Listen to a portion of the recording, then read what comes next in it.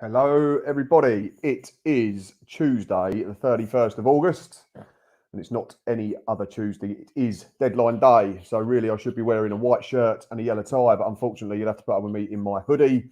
First of all, apologies. We are a day late, but family and work commitments meant that we could not get together yesterday evening, but we are back tonight, ready to look over all the weekend's action, have a look at transfer deadline day and some deals in detail, and then looking ahead to Saturday's fixtures, which will be a reduced programme due to international call-ups for those clubs giant enough to have them. Let's introduce my guests this evening. First of all, third tier, but non-third tier, and that is Tom. You having a good evening? How are you, mate? You good? Yeah, all good, mate. Just having a cup of tea, not a beer tonight. Taking it easy, but yeah, very good, mate. Very busy day, but yeah, looking forward to tonight's show. Good to be back. Good. And we also have, who I'm sure is very happy, Mr. Top of the League, Mr. Champions League. It's Graham. You good? Mr. Soon to not be third tier. I think that should be announced as, but no, jumping the gun maybe a little bit. Yes, I'm very happy. I'm sure the listeners can understand why. Just jumping the gun a little bit. League One, Bayern Munich. Who would have thought? I mean, we signed a bloke from Bayern Munich 4 years ago, or 5 years ago, but we were in the Premiership, and it was surprising then. So I'm a little bit taken back. The plus point is there's always a Bayern Munich podcast to find out exactly what they're like and what you can expect, which is quite handy, which is not always the case with some other clubs. Absolutely. Anyway, enough about Sunderland for now. Oh.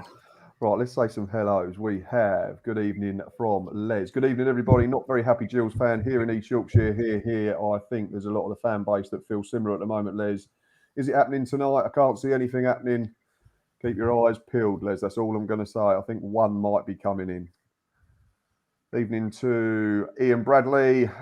He'll be happy as well. Rotherham winning at the weekend. But there's probably one place to start, and that would have to be at the Mazuma, where little old Morecambe took on the giants of the game, Sheffield Wednesday, and they beat them 1-0.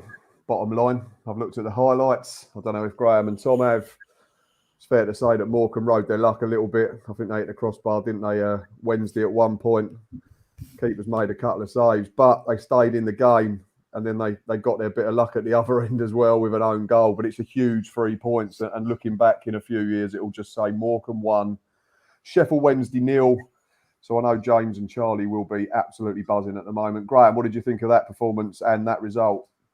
Yeah, they're kind of spitting in the face of everything I said that would happen. And I know, you know what, it's early doors at the same time as, some clubs that are doing well won't be thinking anything's won yet. The teams that are down the bottom won't be thinking they're relegated yet. But it's certainly a good start. And I said, I was a bit concerned by how they would start because of those reasons, but maybe one or two of the other results you could put down to early season enthusiasm and the commitment and energy levels that they're given. But like you said, from the highlights, they did ride their luck a little bit, but at the end of the day, they won 1-0 and they beat a really good Sheffield Wednesday side. Obviously, didn't realise at the time, but we were singing about being top of the league, and I was thinking, well, how's that? Sheffield Wednesday surely winning, and obviously they weren't. But I think Morecambe was showing that, they're not here to make up the numbers, which I never thought they were. I just thought they'd lost an awful lot. But you can't really help liking a team like Morecambe coming up and kind of like showing everyone wrong. And if they can keep beating promotion rivals, I'll be a really big fan of them come the end of the season. Yeah, it's a fair point for you as well. Tom, obviously the Sheffield Wednesday performance didn't look too bad. What I've seen of it, obviously it's minimal highlights, but they certainly created plenty. They had plenty of the ball. They've lost 1-0 to an own goal, so it's not a disaster. And I know there was a few tweets going around from Sheffield Wednesday fans at full time saying, this is a disaster that we're losing to a tin pot club like Morecambe, which number one's disrespectful.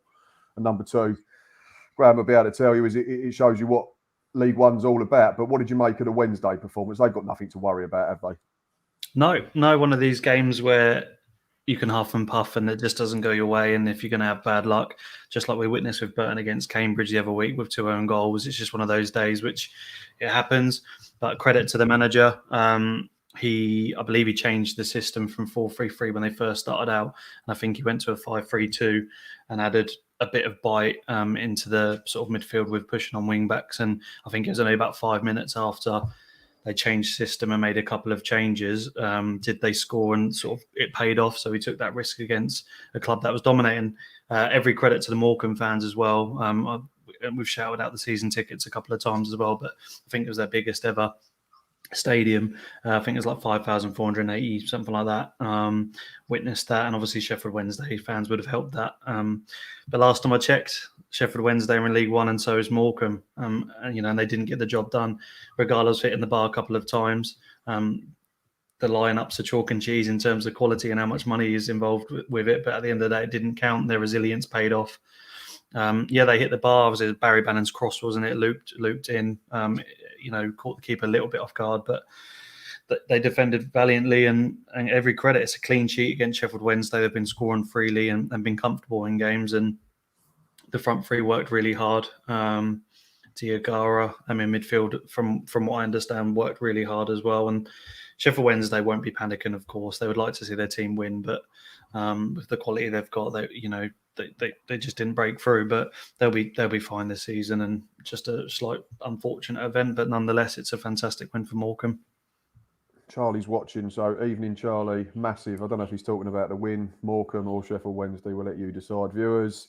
Ian Bradley comments and said Morecambe deserve massive praise. Their work rate is phenomenal, as Matt and I can testify. Yet we played them a week ago and we beat them 2-1, and that looks an even better result now from a Gills perspective. But yeah, I think they'll be absolutely fine. Moving on, we'll let Mr. Champions League talk. That was Sunderland 3, Wycombe Wanderers 1. I had this down as a battle between two sides that are probably going to be up there, despite my predictions at the start of the season of having Sunderland just outside, but I wasn't relying on Ross Stewart turning into a goal machine. Charlie who, but I'm sure Graham will talk about him because he loves him dearly. Elliot Embleton with a wonderful finish as well. And Daryl Horgan probably should have been sent off, Graham. Yeah, absolutely. Who would punch Lugo 9? That's my. They call him the nicest man in the EFL on the Quest highlights. Seen that, yeah, which is kind of true.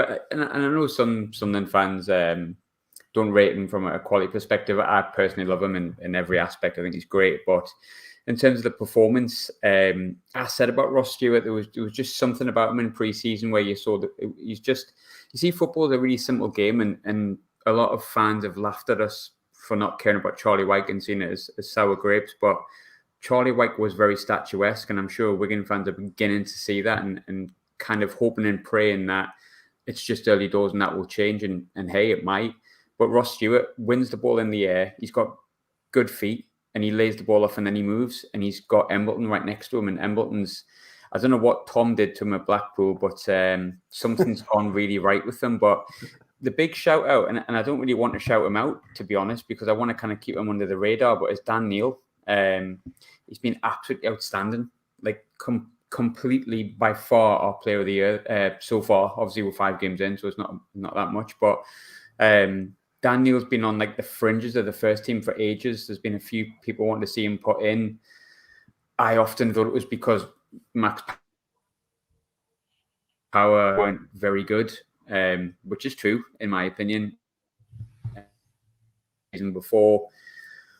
But to be completely honest, I feel like Dan Neil has just stepped up more than I expected. Every pass is going forward. He's got a good range of passing. He's got good strength, ability. I just hope no one sees him anytime soon, because if there's any championship teams, or if he keeps up the form at the moment, Premiership teams wanting to boost their English quarter and look at some good young up and coming players from League One, he's spot on.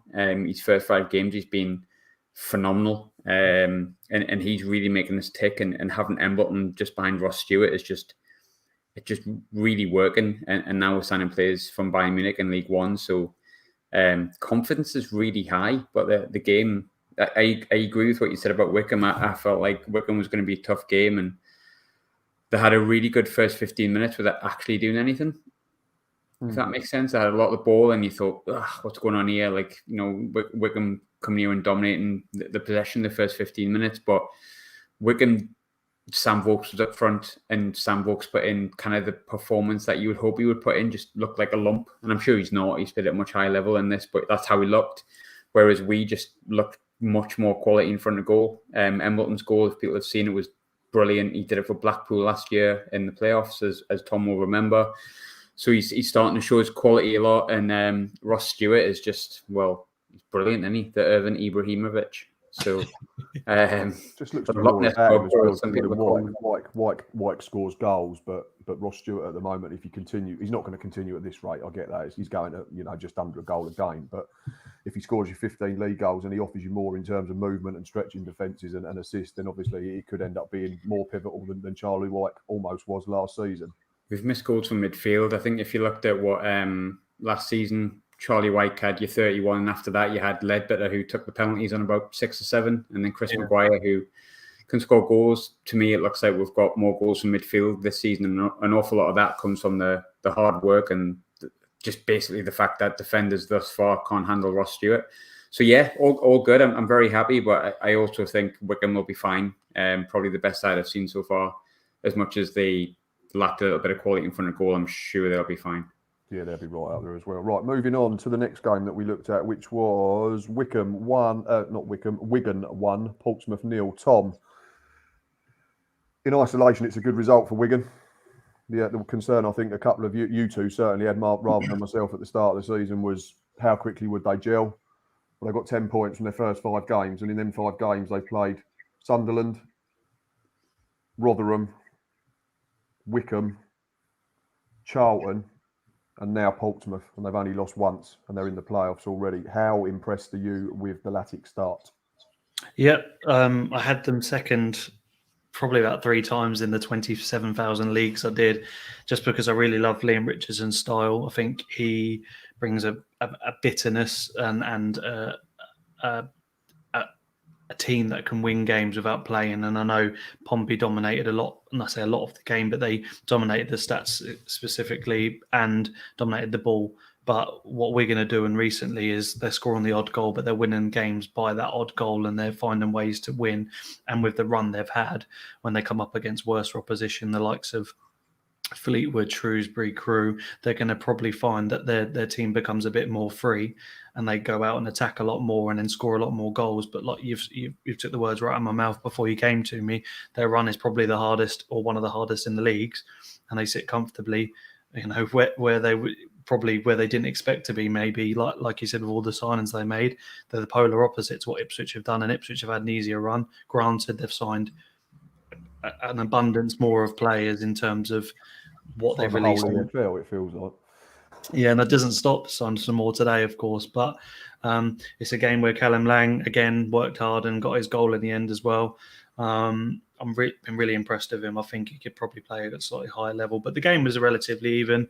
I think shots on target was almost equal. They had a few more sort of pop shots, Pompey, and they finally conceded, haven't they? And I think it's one of those games where if Portsmouth won 1-0, I think someone predicted a Pompey win last week.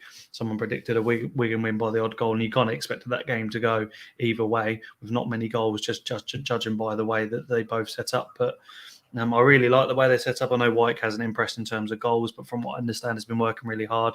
Then you got the front three of Lang, Keane, and Jones, and then the two, as we put in the two that we put on Twitter, Naylor, covering a lot of ground in a 4-2-3-1, and defensively they've been fantastic. So really, really promising for Wigan, and if they can kick on winning games but not playing too pretty and creating.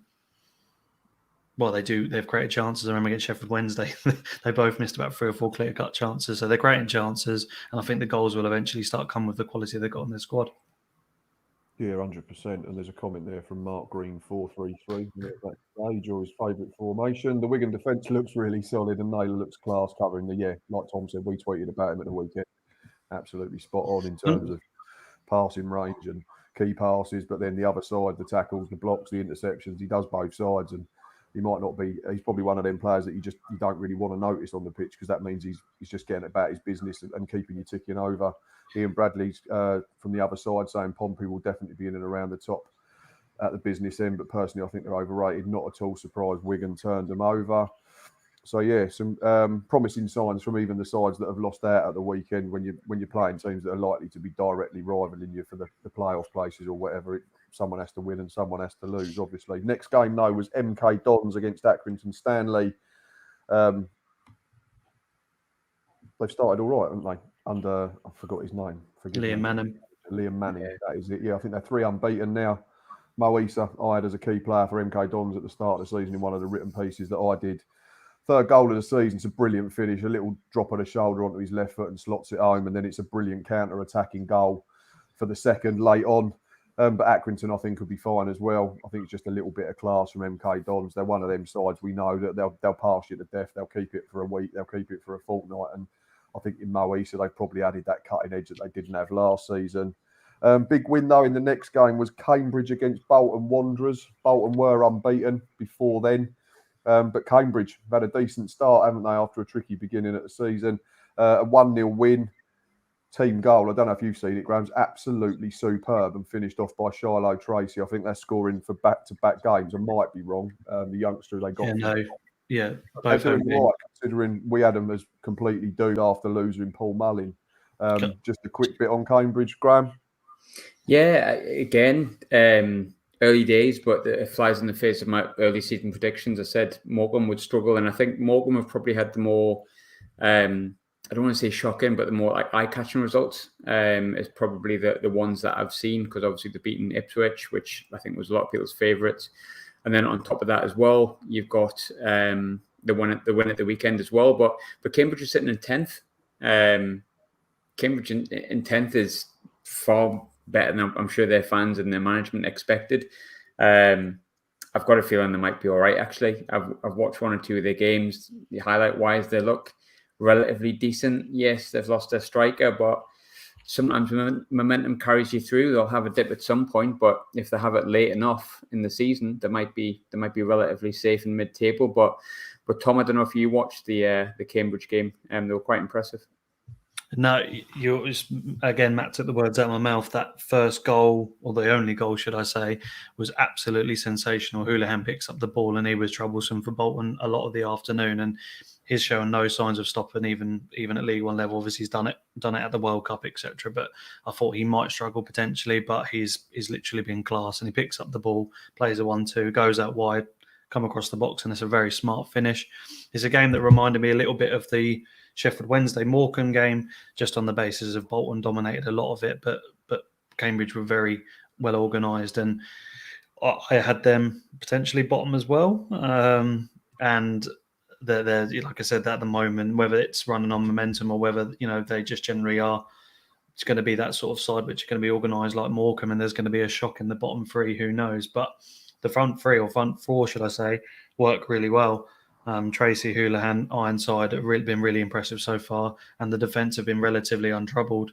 And who knows? They could be one of these teams which just plod along for a lot of the games, maybe get beaten a couple of times heavily, but at the same time, I don't think they'll be fazed by that either. So every credit to Cambridge, and that's a massive win because Bolton are absolutely brilliant at League One level. My only concern with Bolton is they've only kept 1 clean sheet, and they've been back-to-back 3-all draws at the start of the season, didn't they? So maybe they just need to just get the balance a bit more right in terms of attacking play and defensive know-how, because at the moment it's all great when you're going forward, but they seem to be leaving themselves a little bit open. I don't want to criticise Ian Evatt too much because he's done wonders with Barrow. He eventually got Bolton up, but they showed levels of naivety last season in League Two, when they were dominating games, and specifically the one where they should have got promoted at home and they conceded in the 94th minute. So he just, like you said, he probably just needs to learn to maybe just try and see games out and attack at the right stages and not just go all guns blazing, because defensively, like you say, 2 3-3s in a row, then it was conceded. They beat Lincoln 2-1, still conceded at Lincoln. No, but no, Lincoln was 1-0 actually. That was a clean sheet. And obviously I think, yeah, and then they lost on the weekend. So they do need to probably find ways of attacking at the right stages and not being overzealous and trying to outscore the opposition, because effectively it will happen like it's been happening to Ipswich, and they need to find ways of killing the game off rather than going for the jugular.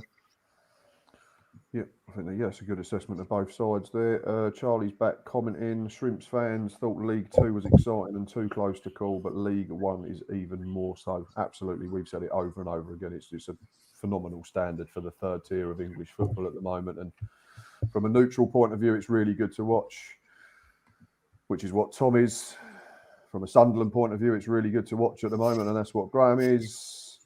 And from a Gills point of view, moving on to Plymouth versus Fleetwood. That finished 1 each. Really decent opener from Ryan Hardy. Him and Luke Jeffcott have really hit the ground running this season. Yeah. One touch on his left foot and then drills it across the keeper. But credit to Fleetwood, who've been struggling this season. I think they still lack goals, but we'll probably talk about some signings in a little while. They've got a front man through the door. But Callum Camps is still alive, back on the score sheet. First one in 33 after a brilliant start to last season. I think he got 8 in his first 10, and then he just fell off the face of the earth. But Fleetwood just showing signs of life and recovery in the last couple of games and picking up. Next game we're going to talk about a bit more focus. Ipswich Town just love chucking away a lead, don't they? Finished 2-2 with AFC Wimbledon. And they surpassed themselves even more, the Tractor Boys, this week. Weren't settling for just being 1-0 up and cocking it up. They went 2-0 up and cocked it up this week. I thought Joe Piggott and Wes Burns were absolutely sensational, though, for the home side. Graham, I don't know if you've seen the highlights, but the Achilles heel at the moment seems to be defensively. We keep talking about individual errors. And the keeper, Haladaki, I think, if we try and pronounce it, the Czech has not covered himself in glory for the equaliser again. I mean, it's just bizarre. Like, you look at the team, and I mean, they've signed, 19 players, if you include the ones that signed? Well, we've just had a comment come in 2 seconds, which says Ipswich have just signed their 20th as you are speaking. Too many, in my opinion. I know they signed Chelina this morning, but I thought that was 19. But I think they might be on the verge of signing Sam Morsey from Middlesbrough. So that could be the 20th, and that could be happening any minute. So we'll keep an eye on that and see if we can get some breaking news while the show's going on.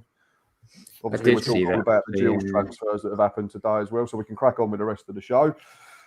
I think with Ipswich, it's just we've talked about them conceding too many goals, but they've conceded more goals than anyone. And based on their ambitions, I said in the pre-season show, and hey, things can change. We're so early doors, but I said it felt a little bit like Ipswich have gone, we can't be here anymore, let's just go for it. And they've gone far too overboard. 20 players is too much.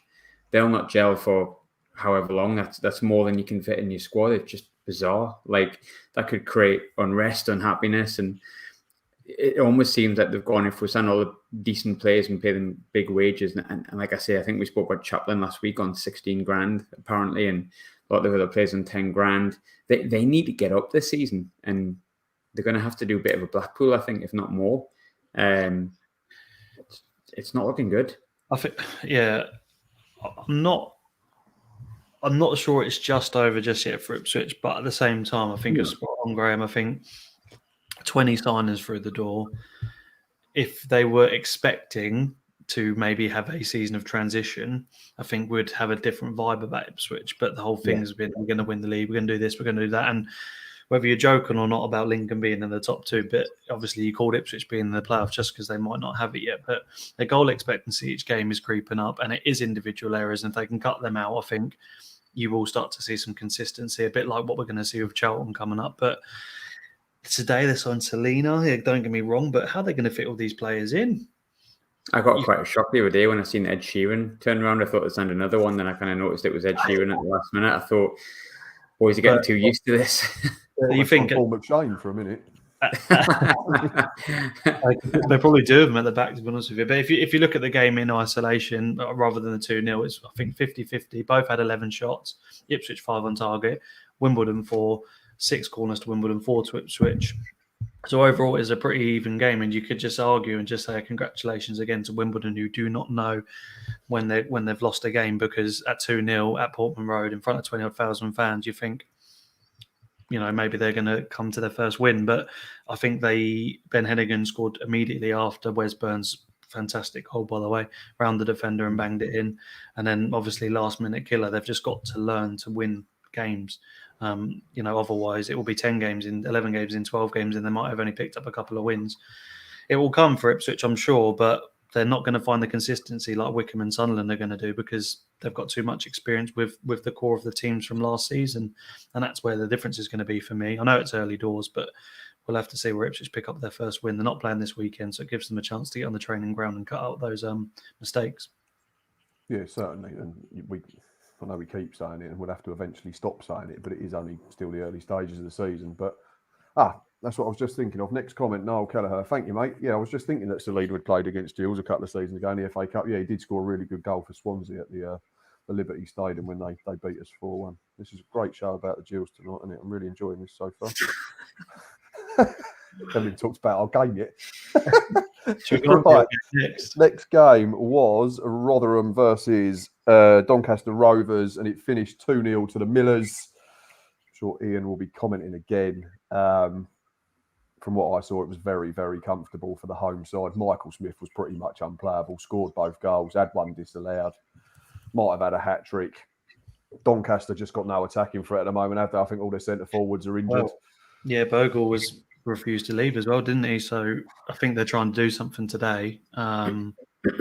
Where the rumour was now, unless it's already happened, Nooch. I apologise. There was an article I saw earlier that said that Wellens has been given a bit more money to spend and he wants a winger and a striker, but I've not seen anything happen yet. But Christ, it must be bad if all their strikers are injured and Omar Bogle wants to stay. So I think Bogle just refused to leave, isn't he? But he's not done it for a long time, has he? Unfortunately, Omar Bogle. It's Rotherham starting to get going, aren't they? In all seriousness, they look like they're starting to find their feet, and it reeks of the clean sheet, goal scorer. I think Ian commented a bit further up in the chat. I'm not going to find it, but he said Michael Smith is still at Rotherham player at the moment. Is it 11 p.m? Hope not, because Gills ain't signed anyone yet, Ian. You won't be getting Michael Smith, mate. No, anyone I'll take, to be fair. I'll take Whitney Houston or Tina Turner at this rate. So that game reeked of when Sheffield Wednesday played Doncaster, wasn't it? Bit of huff and puff for Doncaster, but ultimately they just weren't even in third gear. And edge, that's the trouble at the moment, exactly, isn't it? Yeah. Right, next one was Friday night football. There was this week, and that was Burton Albion, Jimmy Floyd Hasselbank's Burton Albion against Michael Duff's Cheltenham, and it finished 1-1. Looked a decent game. Two really good goals in that one as well, Graham. I don't know if you watched it. Callum Wright for the opener for Cheltenham. That's a really smart finish. And then the Lucas Aikins leveller is a decent finish, but it's all about the ball in from Smith that was absolutely outrageous. I mean, if that's Kevin De Bruyne doing that in the Premier League, Sky Sports are, yeah.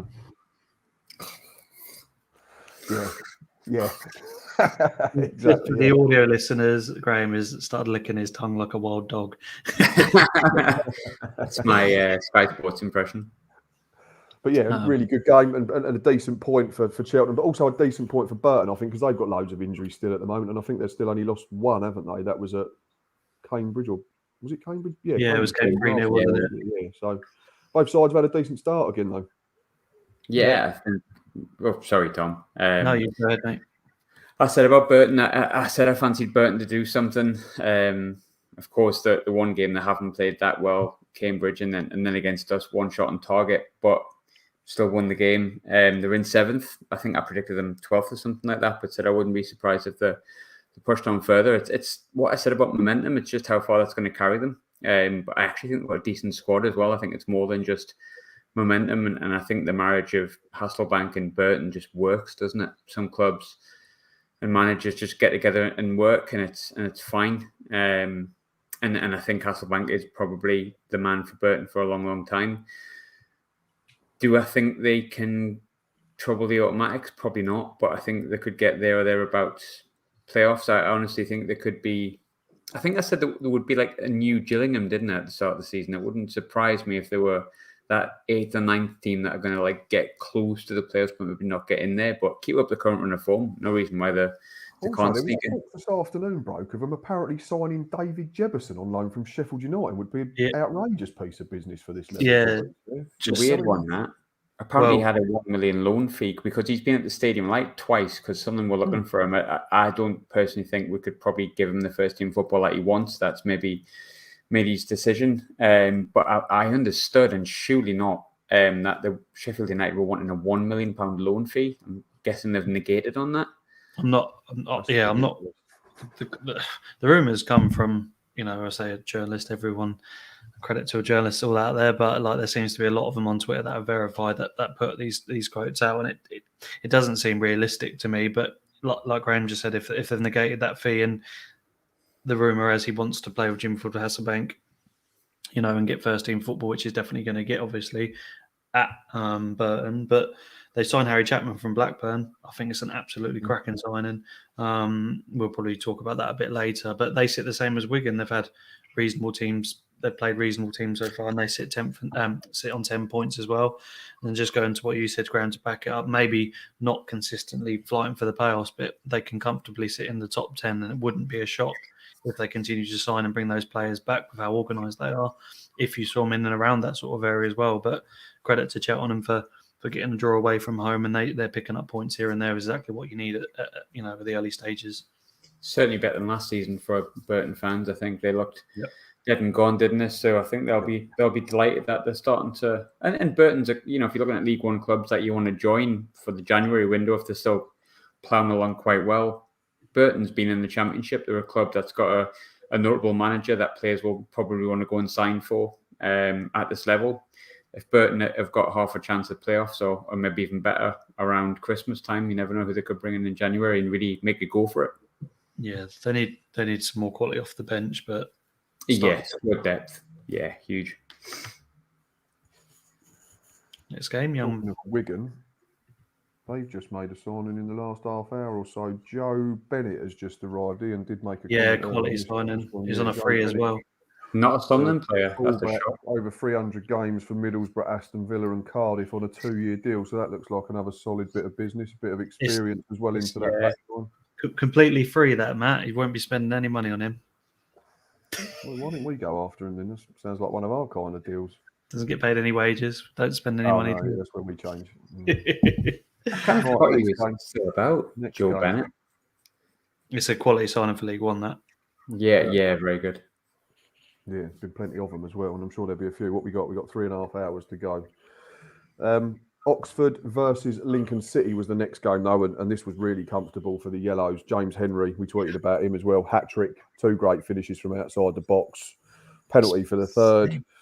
Lincoln all over the show defensively from the highlights. I know they've got a few people missing, and they sit 5th bottom at the moment, but I can't see them finishing that low down. But it's not a great start for Michael Appleton's Imps. But James Henry, 32 years of age, 2nd career hat-trick, over 50 goals for Oxford, 100 career goals came up with the treble as well. And he's just got a wand of a right foot, hasn't he? And especially if you give him that amount of time and space that Lincoln just kept doing all afternoon.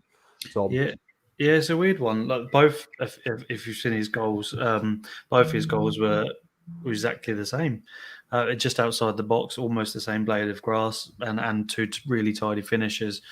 I think what you're going to get from Oxford this year, didn't you have them third, Matt? I mean, you're on to 24s. They've signed really well. Obviously got Seddon. They've got who's coming this year, which I think is an upgrade. They've got Thornley from Blackpool, which if he gets a consistent run of games and he stays fit, I think it's a half decent sign for League One. He's settled in really well. And then, as you say, you've got Henry, Rodriguez, Brannigan, Sykes, Taylor, and White. Their midfield to strikers is really dangerous at League One. What they've now got is consistency of finding those form in the playoffs with a really decent defence now. Some players to come back. Just signed 3 midfielders, so they're adding that bite to their team, which they didn't have last season. And unfortunately, now it looks like Cameron Brannigan is going to stay with them, and he's going to be a pivotal part of their squad as well. And you might be spot on with your prediction, because they look at a really decent outfit now, and I think they'll just go about their business like they always do. And with a better start this year, who knows what they can achieve. You still backing Chris Maguire to win the league, Graham? He's got to play on first, hasn't he? On his own. When he starts playing, if they just play him on his own, yes. Just him by himself. Feel quite. Apparently, he's been injured. Apparently, he's got a calf injury. Skills opening down. I don't think he's been seen since, unfortunately, which is a shame, because I think he's still got loads to offer at this level. Oh, I love him. Love him. That was the Chris Maguire derby as well, come to think of it. Yeah, under Michael Appleton, because he played for him at Oxford, didn't he? I just feel a bit sick because I predicted a Lincoln 2-1 win, but we'll move on. I predicted Lincoln to win. You're not the only one to make a mistake. Next game, Matt, have we got to talk about your beloved yet? Penultimate game. We've got 2 games to get through. One we'll talk about, and then we'll just gloss over the last one. And then we want to look at some transfers before we look ahead to next Saturday's reduced programme. But the penultimate fixture of the weekend was Charlton Athletic 2, Crewe Alexander 0. Chris Gunter, delivery from the wrong side for the first goal for Jai Simi is absolutely immaculate on his wrong foot. But the second goal is so good, and I shouldn't say that as a Gillingham fan about Charlton, but Gunter to Jayasimi, flicks it on to Washington, one touch out of his feet, defence splitting pass. Jayden Stockley goes round the keeper and slots it in. Thank you very much. Game, set and match. Crewe look really blunt, but they've made a couple of signings and we'll get on them to a little while. But Charlton, first win of the season, Tom, that'll do them the power of good. They've added well over the last couple of days as well. So you think from their point of view, they should start kicking on now. We predicted a comfortable win. I think I predicted 3-0, a couple of 2-0s in there as well. But I was never really worried about Charlton, and this is exactly what they needed to kickstart their season. I think they went back, or maybe I have to look back, but they went to a 4-4-2. But Stockley and Washington up front gives you loads of class at League One. And I don't know, there's something about Charlton. Obviously, they're quite a big club. They've now got Kirk in midfield. They've added bits and bobs here and there, but Stockley, if he stays fit for the rest of the season, is going to get you those sort of 10 to 15 goals that they need. And they've got goals everywhere, really. And as you say, they should be beating teams like that 2-0. And it's good for them to get their season started. And like you say, that second goal was a joy to watch. And some really good quality football being played at League One at the moment. Ian Bradley's commented and put predictable result, fear for Crewe, but I just think made a couple of signings this week. I think might just help them out a little bit in terms of at the top end of the pitch. But yeah, I don't think they're going to replicate last season's 12th place finish. And yeah, just to emphasise what you said, Tom, they did go back to a 4-4-2. It was Stockley and Washington up front, and then they had Kirk and Jai Simi from the sides with Albie Morgan and Ben Watson sitting. And that centre-back pairing, I think, will be key for them this season as well, when it Innes and from Miwo, they had a lot of clean sheets last season. So, Will Grigg to Rotherham on loan? Someone's just commented, Neil Kelleher. So that's one for Ian to keep an eye on. That'll be a decent signing, I think. Maybe Michael Smith's going.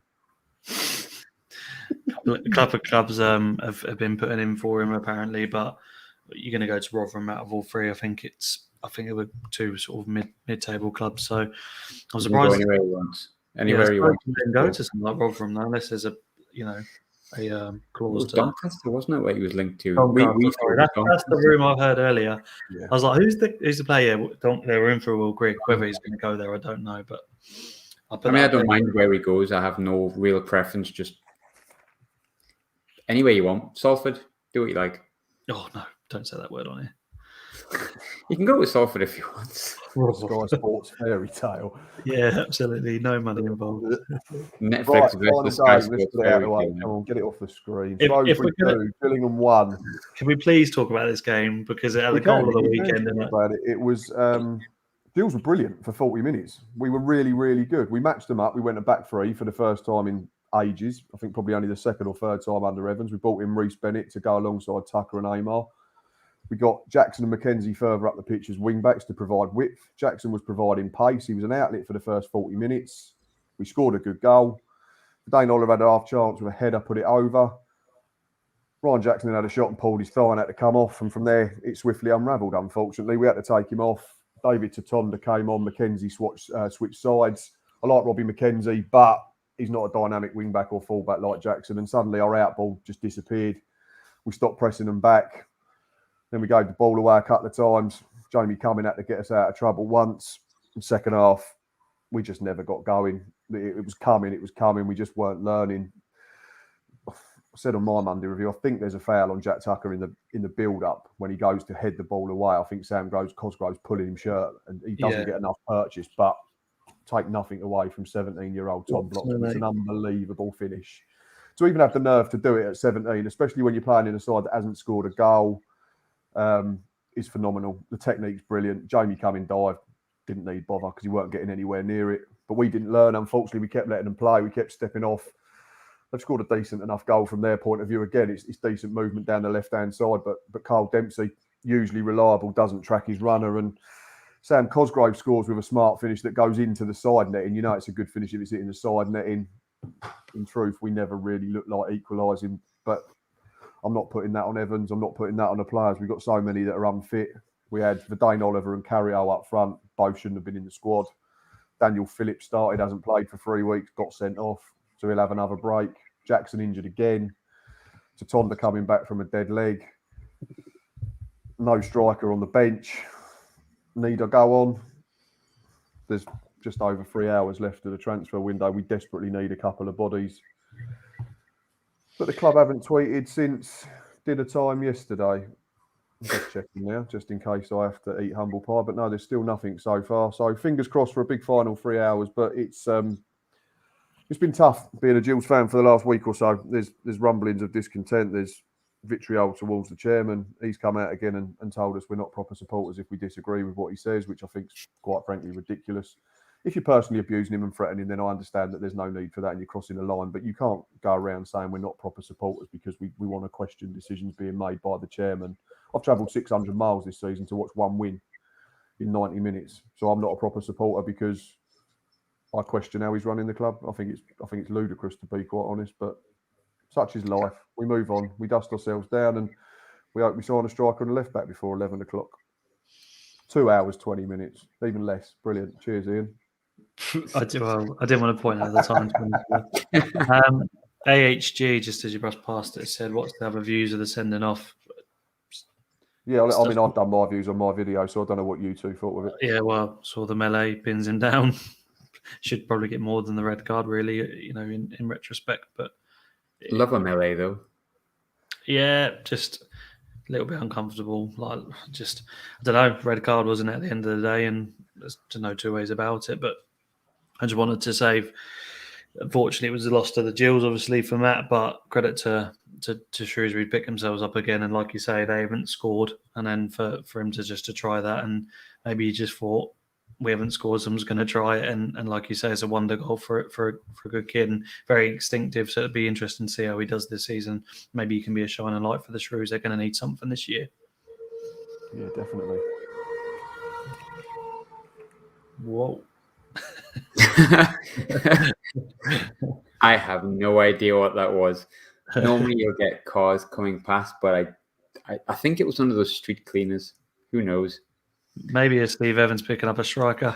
But it was that siren. He's got the left back. You've just dropped him, unfortunately, out for the season.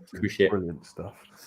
Right, where we go next, Matt? Transfers. Let's go and have a look at some of the biggest deals over the last couple of days. There's some big ones as well. Ian's already mentioned it and then apologised for jumping the gun. But I think the biggest one that stands out is Saido Bejarino has gone to Sheffield Wednesday from Zultan Varagan. That's my best Dutch effort. It was appalling. Sorry for anyone who can speak Dutch, but I forgot he existed. So did I. But this is an England international at the end of the day that's gone into League One, and he's still a decent age, isn't he? What do we make of it? If it works, it's an unreal piece of business, but there's obviously a big risk, I'd imagine. You're spot on. He came up just before we came on, and I was just like, Jesus, I forgot about him. He's the ever so turn up to, was it QPR and didn't sign? Is that the one? No, that was Berahino. Sorry. Berahino. Oh, no, that was Odemwingie, sorry. He did do a similar, though, to, I think he wanted to try and push through a move to Spurs with Harry Redknapp, I think it was at the time. So it was very similar situations. But I found Clinton Morrison was talking about it today, and he said, what do you make of it? And you could tell he didn't make much of it. He just went, he's had a kid. He's a nice lad now. He'll be fine. It's like... Yeah, from what I understand, from other footballers as well, he has a stinking attitude. Whether that is right or wrong, I don't know. But from what I understand, he wasn't the nicest of players. But it depends how much he's getting paid. If it's getting paid small amounts of money, or maybe getting incentives if he does score, quality signing. If they've gone all guns blazing and thinking he's gonna and they're paying him X amount, thousands a week, then it's not for me. If he's going under Darren Moore obviously West Brom connections, maybe he's thought he can get someone in that can maybe get him the goals that he requires, and he knows him better than anyone in League One in terms of managers, and maybe he thinks he can not control him, but like give him a new lease of life. Because I mean, there's no doubt that if he scored goals at Chef Wed and scored a lot of them, 20, 25, and got them up, teams fed up the Pyramid might look at him and he could be a reformed character. But how many times have we said reformed character if he does this and does that and the other, and they never do. They never do. So for me, he hasn't scored enough in a league that isn't exactly anything like the Premier League. So I think any potential that he had previously it's not what it was. I think he got like 3 or 4 goals at Stoke last time he was there. I think it was like 2018, 2019. And if you're paying him a lot of money, for me, it's I don't know if they actually need him. Maybe they could have invested somewhere else, but we'll have to see. 28, isn't he? He's about 28, 29. So. Yeah, he's still got a good few years in him, so maybe this has revitalised his career. So we'll have to see on that one. Dominic, bit of a shame, really, isn't it? Because he was really good. Yeah. Yeah, he was highly rated as a kid. Yeah, very highly rated. So it's a shame. Obviously, it's for one reason or another, it's not quite worked out. Dominic Seago's commented on, but do you not think it's a bad signing? Hasn't really played or scored reason. I think that's what we're saying, Dominic.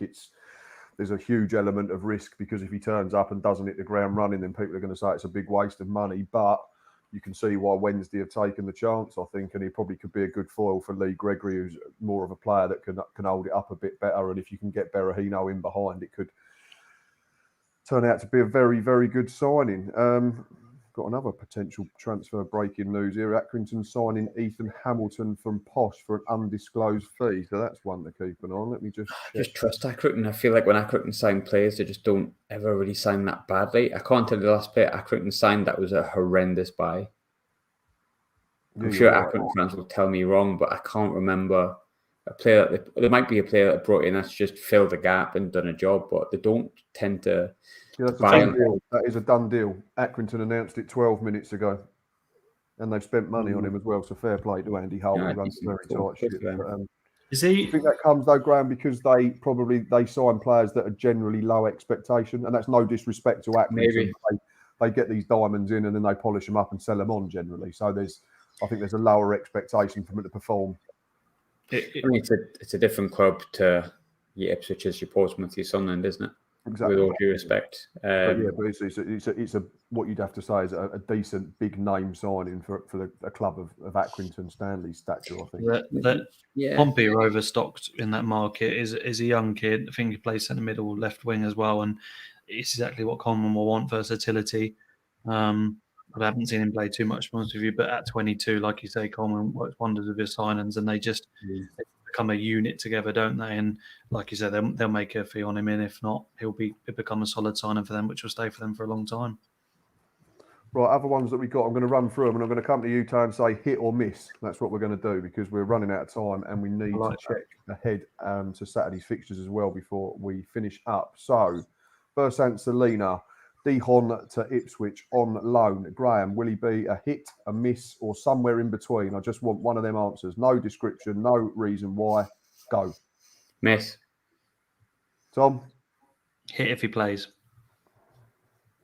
Tau Eden, slightly different. Lincoln, it's a departure from League One, but it is a big one for Lincoln. Will he be a hit, miss, or somewhere in between at Blackburn Rovers? Tom? Hit. Graham? Yeah, hit. And then it looks like the player coming in to replace him is Jamie Robson, the player that they've been chasing for what seems like months and months. Dundee United into Lincoln. Hit or miss, Graham? Definitely a hit. Watched him a lot. Good player. Tom? Spot on. Yeah, really decent. Charlton signed a centre midfielder. Hopefully that means they'll leave Carl Dempsey alone in the last 2 hours. Harry Arthur in on a season-long loan from Nottingham Forest to the Championship. Hit, miss, or somewhere in between, Graham? Too old, miss. Tom?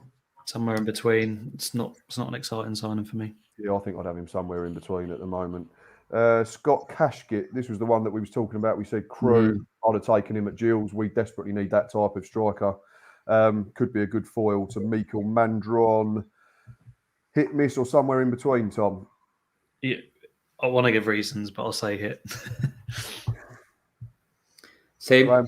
Yeah, I think it as I well. think he'll do well there. Christian Walton, Brighton 2, the club that signs everybody that's available to Ipswich. Miss. I think hit. I think he was very good at Wigan on loan in the Championship, wasn't he? I think he's had a spell at Blackburn and done well. Yeah, I was going to say he's done well at Blackburn, and I'll give reasons. But if Ipswich don't cut their individual errors, at the end of the day, every goalkeeper will concede. So if they sort defensively out, he's going to be a massive attribute to them.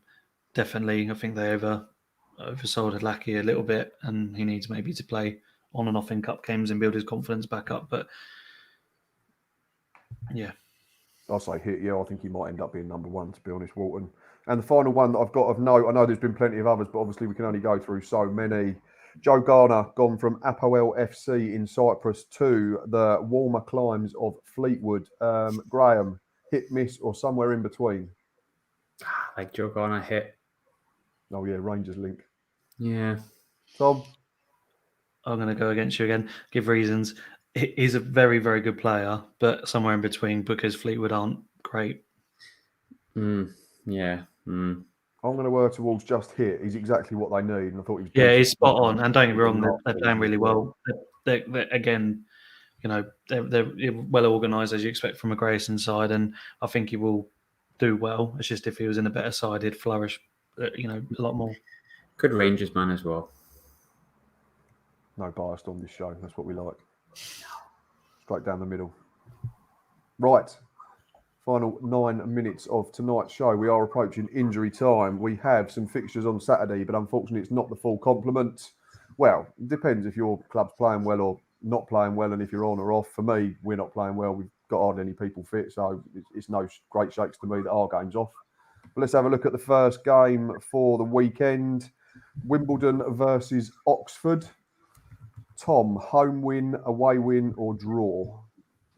Is that... yeah, it is on, sorry. I'm going to go draw on this one. Wimbledon they seem to, like they showed at Ipswich, I think they'll live on that. They like being at home, and I wouldn't be surprised if they win, but just judging by how well Oxford have started versus last season, I'll go for a 1-1. Graham? I think Oxford, I think Wimbledon have been playing quite well, but I just think Oxford probably have the ability to just put them away, maybe 2-0. 2-1. I've gone 1-1 because every time I back Wimbledon to get beat, they end up finding a way to get something. So I've gone 1-1. Ian Bradley's commented and said 1-1 as well. Next up is John Coleman's Accrington against Steve Cotterell's Salop. So who do we think is going to come out on top in that one, Graham? Accrington. I've got a soft spot for Accrington. Don't know what it is. I just do. And I think they'll be fine with that. I mean, I know obviously they won at the weekend, but I just feel like Shrewsbury are very meh. I could be wrong. I actually quite like Shrewsbury. Good away day. Nice people, good fans from what I've seen. But I think Accrington will win that one. I think they've probably got better players, which I know is debatable, but I just do that. The short answer is I think Accrington. Tom? 2-1 home, Accrington. I've said 2-1 home as well. I've got mine written down if anyone doubts me. I know you can't see that, but I can't. On the camera, mate. That actually just says like pint of milk and eggs, mate. Yeah, that's the wrong thing. It's got where's my notes for all my Jill signings? Oh, must have lost that one. Ian's gone 3-1 Accrington as well, so it seems to be generally home win for that one. Cheltenham versus MK Dons. This is a tricky one for me because I think Cheltenham are proving quite hard to beat at the moment, but MK Dons seem to be picking up as well, don't they, under Manning? I'm going to start this one off, and I am going to back Cheltenham to get something, and I'm going to say 1-1. I think, if you don't mind me going first, Tom, I think 2-2. Obviously, I think MK are the top scorers in the league, but they're also conceded quite a few as well. They're not they're kind of high on both for goals for and goals against. I think Cheltenham have still probably got their tails up from a decent start of the season, so And I just feel like they're susceptible. I just feel like MK, just because they do that, pardon my French here, but farting on at the back with it a little bit too much. I think they're susceptible if you've got a team that presses high, and I think Cheltenham will do that. Will give plenty of energy and give everything they can for Mike Duff. So I can see them getting a couple of goals, maybe 1-0 MK, 1-1, 2-1 MK, then 2-2. Good dog. That's very specific. A comfortable away win for me. I like Liam Manning still sticking with the 3-5-2 or 3-4-1-2, whatever sort they play. Twine, Parrott, Isa, Robson, O'Reilly, all in the middle, with O'Hara and Darling at the back. I think that there'll be definitely not a 0-0 for me, and you'll probably show us up again. But I think watching Cheltenham and Burton, if they showed a bit more attacking intent, they could have hurt them a little bit more. I think it'd be comfortable for me personally. Top goal scorers, yeah, you're spot on. They have conceded 8 though, but like you say, involved in a 3-3 and a 2-1 at home, and I don't know. For me, it'll be comfortable. We've got a 2-1 MK Dons win from GFC 83, and Ian's gone for a 0-0 draw. Moving on to the next one. Start rattling through these. Crewe against Morecambe. Tom, I'll come to you first. Is that on? Yeah, it listed as well. I looked on Sky. No, there's just one more game is Bolton Burton on Monday. I think the rest of the game postponed. I think that was very recently as well, unless it was today. But yeah, it was. The last game is Bolton Burton, and I will go. Oh yeah, you're right. That is sorry. 2-2. I think. I don't think Bolton. I think Burton will counter really well, and it will be a very decent match actually for Monday Night Football. So I'll go for a 2-2. Quite nice to say that, Bolton Burton. It's quite. In case anyone's wondering, it's like the word Bromley. That's a really nice word to say if you shout it. Bromley. 2-2. I agree, Tom. I think 2-2. I think it's got a Desmond all over it, hasn't it? You, Matt, you get the last prediction. Go Bolton to nick it by 2-1. Should be a good game though. If that's on the, is that on the box? Just realised it's Monday 8 o'clock. We have to maybe do a watch along and then. We'll certainly keep an eye on it as we're doing, can't we? What else have we got? We've got Fleetwood against Wigan.